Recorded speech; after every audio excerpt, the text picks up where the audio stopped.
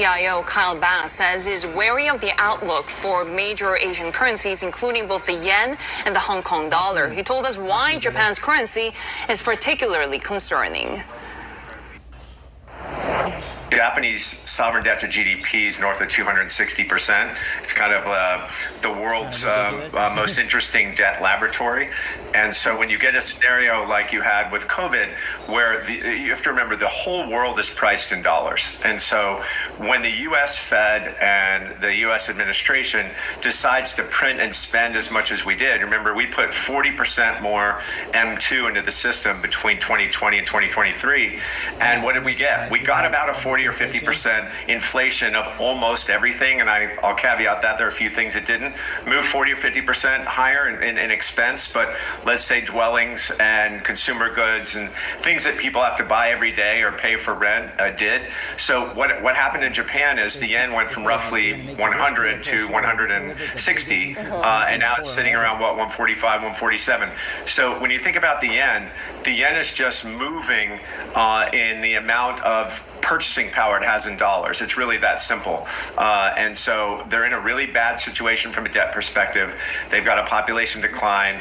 They are a very important trading partner of the United States and one of the stalwarts of ours in Asia. So I think we're going to do all we can to trade and help the Japanese going forward. But I think they're in a precarious position, i.e.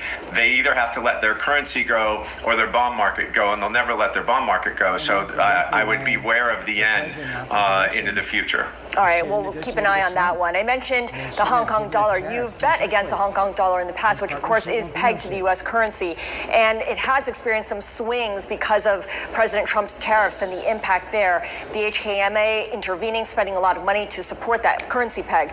As Romain was saying, every so often people wonder whether it's time for the Hong Kong dollar to be repegged to a basket of currencies or repegged maybe to the Chinese currency. Are we at one of those times right now? Yeah, I think, again, when you think about this peg, it's been around since 1983. Back then, the reason the peg was put into place is there was a massive run on the Hong Kong dollar. If you remember, there were rumors back in 1981-82 about the British handing Hong Kong back to the Chinese. And when those rumors got out, money started fleeing Hong Kong and Asia kind of writ large. And so the Hong Kong dollar depreciated 50% versus the dollar in a basket of world currencies.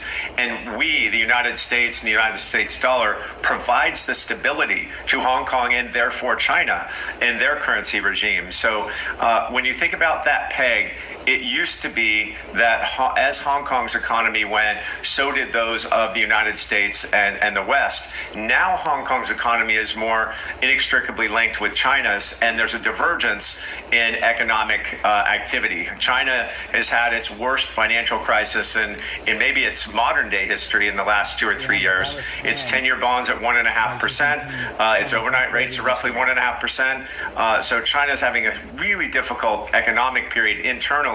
And so those economies no longer move with the same synchronicity that was required. So look at Hong Kong's overnight rates today. The overnight rate is still close to zero. U.S. overnight rates are 4.3. One-year rates in Hong Kong are not around 1%. Ours are still around 4%. And if you can interchangeably own the HKD or USD, you'd be crazy not to convert it to USDs, right? You may earn 3 to 4% more. That's why you're seeing the weakness in the Hong Kong dollar. The question is, can Hong Kong afford to move its rates higher? Because the majority of Hong Kong mortgages are floating rate mortgages tied to short rates. So Hong Kong's in a really bad position right now, and also the geopolitical risks are there.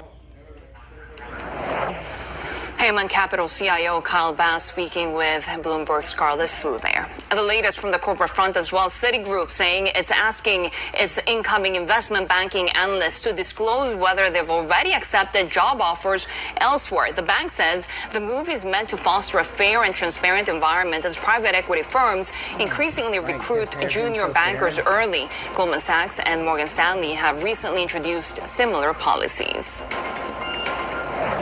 Officials and cybersecurity researchers say that hackers have exploited a flaw in Microsoft's SharePoint software, breaching governments, businesses, and organizations worldwide. Microsoft released a patch over the weekend, but warns more fixes are coming as attackers continue targeting SharePoint clients. The vulnerabilities were first identified in May by researchers at a Berlin cybersecurity conference.